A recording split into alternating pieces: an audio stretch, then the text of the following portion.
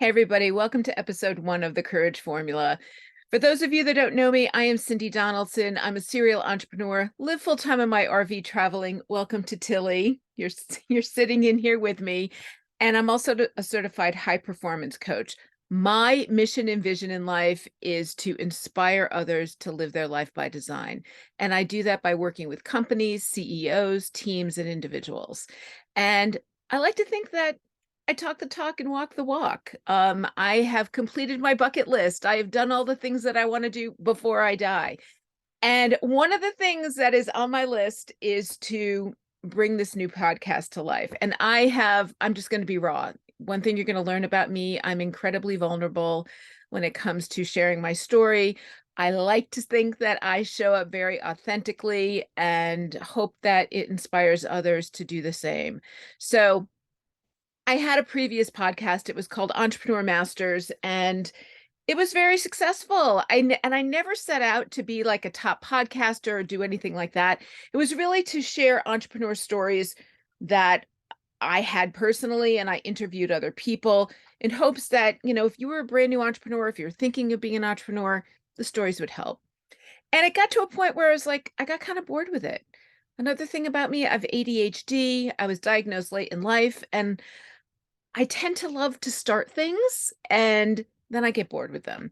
And the thing with Entrepreneur Masters is I interviewed all the people and I had a subscription only group called the Thursday Club, which kind of aligned with my emails that go out every Monday and Thursday. By the way, you can grab a spot on that list at cindy-donaldson.com. And it just wasn't serving my soul anymore. I kind of like lost whatever, my oomph there. So I decided that I was going to launch a new podcast. And right around the time that I got certified as a high performance coach, I created a 12-week program called the Courage Formula. And I'm like, what a great podcast name. I'm just going to do it. And I just never started it. And every week when I meet with my mentor on Saturday mornings, PK, I'm like, PK, I haven't done my podcast yet. And he's like, Cindy, you could just hit record and do it. And because my life is kind of in flux right now, we are actually parked in New York. My father-in-law passed away recently and we're here settling his estate. And there was never a great place to have a podcast studio. And I was reminded that I have a really awesome life. And it's really not about where the podcast is hosted. Like I'm in my RV now. The lighting isn't perfect. It's a little awkward. I'd give you a tour, but the RV is a hot mess right now. And I decided, you know what? I need to just bring my voice to the world. Like the shit that's in my brain is important. So here we are, episode 1 of the Courage Formula. I'm really kind of excited about it. I was actually sitting, wrapping up some work, and I was thinking about my coaching session coming up. I'm like, you know what? Damn it. I am not going to flip and show up again and say that I haven't done my podcast. So what to expect? I am a personal development junkie. I am incredibly passionate about leadership. I'm incredibly passionate about living into your purpose. I'm incredibly passionate that you shouldn't waste one freaking minute being unhappy because it's not a dress rehearsal. Life is too damn short. Um, and I'm driven by the fact that both of my parents died really young. My mom was 45 and my dad was 66. I will be 61 in August. I'm recording this in June of 2023. And, it's a funny thing, like when you turn 60, like 40's one thing, 50's one thing, but 60, damn. It's like, unless something miraculous happens in science, I'm thinking if I live to be 100, that's a really good deal. In fact, it's my goal to live to be a happy, healthy 100. Sorry, something in my eye. And when you hit 60, you realize you're past that half point. Now, I have done, like I said, I've done all my bucket list items. I have traveled extensively. I am a huge risk taker. I say, fuck it and just go and do it and figure out shit after. And 4 years ago, we sold everything we owned to travel full time in an RV. And I'm reminded weekly by my mentor, PK, that I'm not normal. Like, I don't have a normal life. Like, people don't do that. They're not, last summer we lived off grid in Wyoming and Montana, which was awesome. If you ever get a chance to do that, I fell in love with the Jackson, Wyoming area, and Grand Teton National Park is my favorite. It just, it captured my soul on so many levels. And I literally worked the entire time I was there. I was doing Zoom calls, I was doing coaching, I was running my business consulting firm, I was plotting and planning all of this that I'm finally now bringing to fruition. And I launched a nonprofit, all by living off grid in the middle of Wyoming and Montana. Thank you, Starlink. And he reminded me that I forgot that I have a really awesome life, and that I do things that other people don't do, and that I'm a secret mentor and I do inspire others to do things, and that it didn't matter where, if I had a fancy podcasting studio, if I was like literally right now my computer is piled up on some cubes that we store food in. Like, it is not fancy, but it's not about that, right? I was getting hung up on the perfection gene. So back to a little bit of who I am. I'm a personal development junkie, and I do send an email out every Monday and Thursday. It used to be a marketing specific email, and people weren't reading that shit. They didn't care, right? They didn't care. Anything I was saying, they could Google. And so what people were really fascinated with was my life and how I've overcome incredible adversity. I joke around all the time that my family should have gone on Jerry Springer before he died, because Jerry Springer would have been freaking shocked. Like, I've hit it all. Abusive relationships, toxic family, parents that I totally didn't connect with. I got cut out of my father's will at the last moment, and I had to do the eulogy at his damn funeral. I've got a brother who just got out of jail, alcoholism. I mean, it's just everything. And even on the business side of things, I have made millions and lost millions. My first company went belly up and cost me everything I owned. And at a crazy point in my life where I was trying to get a divorce, my dad was really sick and dying, and I got sued from my business partners. And I literally lost the lawsuit, learned a lot of lessons, lost everything I had. And I was homeless in my 40s with 2 kids. And I look back at those times now and realize I was incredibly resilient, incredibly resilient. Like, even though there was a lot of depression and a lot of therapy, and for both me and my kids, and I really couldn't see the light at the end of the tunnel, but something inside me said, put your big girl panties on, pull your bootstraps up, whatever the frick you want to call it, and go. Because where I am right now is not serving me. And I've been told over and over again that I'm inspirational. And I never really realized that that was a gift of mine, that it is my genius. And that I was coaching and mentoring and training and all of that stuff throughout my entire career.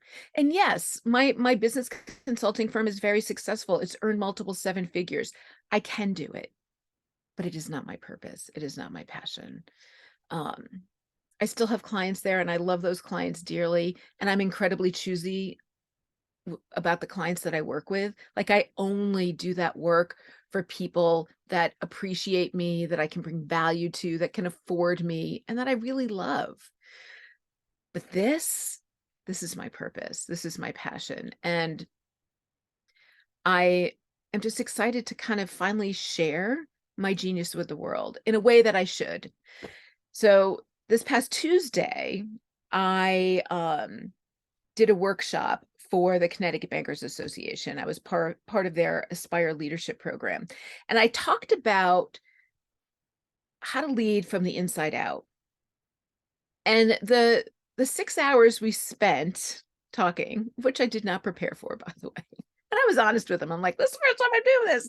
I don't know what's going to happen. I don't know how the flow is going to be. I don't know if it's going to be done in 5 minutes or 15 hours. I have no idea. But I'm super fucking capable, and I know that it's going to be fine. By the way, That's kind of my thing. SFC, super fucking capable. And if you're offended by swearing, I guess I'm not for you. But I actually wear it on one of those My Intent bracelets. It says SFC. I have a rock talisman that reminds me. And I was sharing with these bankers that we rarely pat ourselves on the back. My mentor calls it shameless self-promotion. And none of us do it because it feels weird. It's braggadocious. It's awkward. It's pretentious. At least that's what we think, right? But it's not. Like, by not sharing your gift with the world, you're doing the world a disservice. We all have superpowers. And that's what I shared to those bankers. It's like, if you want to be a good leader, you've got to first work within you. You've got to passionately believe that you are great at something, and we all are. You have to believe that your story matters. You have to believe that your authentic story matters. You have to believe that masking is exhausting. And the Joneses that live next door, or the person that's in the cubicle next to you that you feel is better than you are, fuck them. Like, it doesn't matter. Compare yourself to others in a positive way. As Mel Robbins would say, if you're jealous of somebody, that's a sign from the freaking universe that maybe you need to go down that path. The comparison gene is ugly if you let it consume you. And if you let yourself think that you can't do that. There's one phrase, and you'll hear me say this a lot. There's one phrase I wish that could be removed from the English language. It's I can't. Now, there are absolutely situations where you shouldn't do shit, right? But when it comes to that personal inside voice that you tell yourself, the I can't thing needs to just freaking go away. And so as I spent hours like working with these 28 bankers on leadership, we really dove into helping them figure out their purpose. Maybe banking really isn't for them. Like, if they're showing up every Monday miserable, if they get anxiety on Sunday, if Fridays they're just living for the weekend, and then they're wondering why they're not effective leading a team, or not effective in their job, or if they keep getting negative feedback from their superiors, that's a time to step back. Like, what's going on? What's going on in your personal life that's making you miserable? What's your stress level? Are you taking care of yourself? Or are you in the right freaking job? And it's okay. Like, I shared with them that often I go into companies to clean them up. You know, I get called in, oh, sales are not where they need to be. We need to do marketing, operations are a mess, whatever that looks like. And I do a lot of work in financial services, insurance, healthcare, and nonprofits. Now, nonprofits are fun because their story is, there's always a story there, and they're easy to market. Like, nonprofits are the easiest thing to market, right? But when it comes to commodity-based businesses, they all sell the same thing, right? Like, one healthcare provider pretty much does the same as the other. One insurance agency does the same as the other. One bank does the same as the other. Sure, they might have a checking account that's called something different, but at the end of the day, it comes down to the people, right? You're not going to switch banks unless you had a really bad experience, probably with a person, right? And so that's why I love doing leadership development in these associations and within these groups, because it comes down to the people. And you can't lead a team if you don't have internal courage and confidence, if you don't have self-belief in yourself, and if you're not empathetic to others, right? So we talked all about that stuff. And this is the stuff, like, I can seriously spend hours on this, and it not only fuels my soul, it just fires me up on levels that, like, I left there so excited. I left my computer charger there because I was like chatting with people were clapping, and then they shared like, oh, we don't clap for anybody. I go, that's because I'm freaking fun when I do this shit.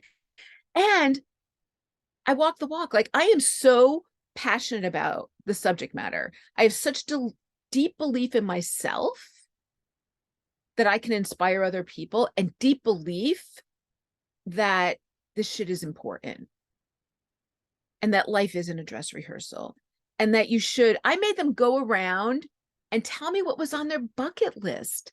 And there were people that couldn't answer that question. Like, well, I don't know. I'm like, well, you better fucking figure that out. Don't tell me there's not anything that you want to do before you die that you haven't done. I've completed all the big ones, right? Picnic in Prague, finding the love of my life, traveling around the US, and like I've done all of those things. That doesn't mean I'm stopping. Like I'm adding to it now. And that was hard, by the way.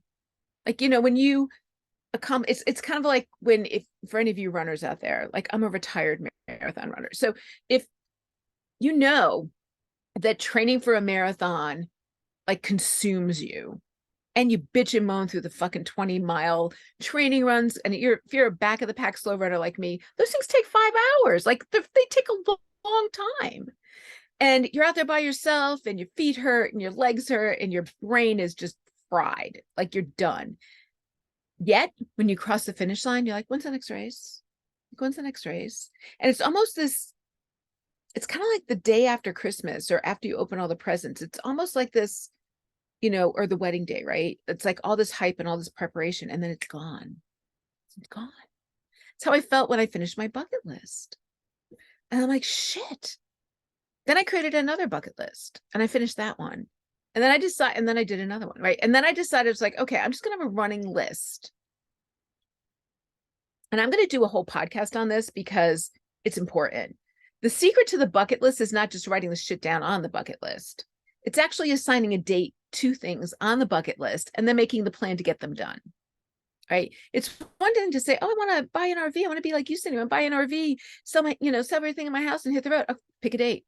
There were people in that room. One wanted to hike Mount Washington. I'm like, pick a date. One wanted to take off and explore Utah. Pick a date. One wanted to open a bakery. Pick a date. But we found out after the bakery thing, she really wanted to use the bakery to make money to start a nonprofit. I'm like, bingo, there's your purpose. Focus on the nonprofit. So I guess my lesson in all of this is, and why I'm here, is to inspire you to live your life by design, that nobody is coming for you. Nobody is going to do it for you. Nobody is the reason that you haven't done it. Like those are excuses. And I'm not saying it in a bad way. I'm just saying that you are in charge of your destiny and you can choose to react any way you want to any situation. Bad shit happens to good people all the time. It's happened to me. I'm a good person. Bad shit happens to me. And I can either let that take me down, or I can say, screw you. I'm going. I'm living my happy life. I am going to live until I die. I'm not putting things off until I retire. Hell, I don't even know when I'm going to retire or if I ever will. And that's okay too. That's okay too. I know entrepreneur life isn't for everybody, but if you're an entrepreneur, you definitely want to tune into these podcasts because I kind of share it all. And I'm very open with the good, bad, and the ugly. But even if you have no desire to be an entrepreneur, that doesn't mean that you can't take control of your life, even though you clock in and you have designated PTO, time off, whatever. You can still live your life by design. Nobody's going to do it for you. You have to do it for you. So thank you for hanging with me. I'm glad I finally got episode 1 of the Courage Formula done. And now I've got to go do the techie part and upload it to Apple Podcasts and all that kind of stuff. But my goal is to do an episode every week and kind of give you insight into my life. To learn more about me, you can go to my website, www.cindy-donaldson.com. CindyDonaldson.com was already taken and I can't find the person who owns it. Or if, the business consulting stuff interests you, it's redbarnconsultingllc.com. So you can email me any questions. It's Cindy, CINDY, at cindy-donaldson.com. And I'll get back to you. I'd love to hear your feedback, and share the love. Be a good human. Talk to you soon.